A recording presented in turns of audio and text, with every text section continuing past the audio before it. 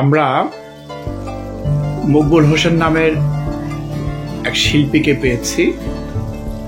উনি জন্মের পর থেকেই বাঁশি বাজানো ওনার খুব শখ, বাঁশি বানানো ওনার খুব শখ, বাঁশির ফেরিওয়ালা হওয়ার ওনার খুব শখ। উনি সেই ছেলেবেলা থেকে বাঁশি নিয়ে কাজ করে যাচ্ছেন এবং এই কাজ করতে করতে ওনার বড় মেয়ে অনার্স করতেছে, সংসার চালাচ্ছেন উনি।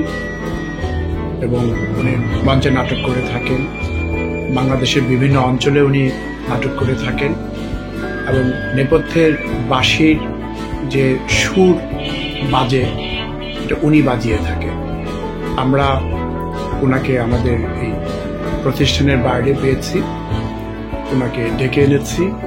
এই গুণী শিল্পী, এই দামি শিল্পীকে আমরা আমাদের এখানে আমন্ত্রণ জানিয়েছি। আজকে উনি আমাদেরকে বাঁশির সুরে গান শোনাবে। আমরা মকবুল ভাইয়ের বাঁশির কণ্ঠে গান শুনব।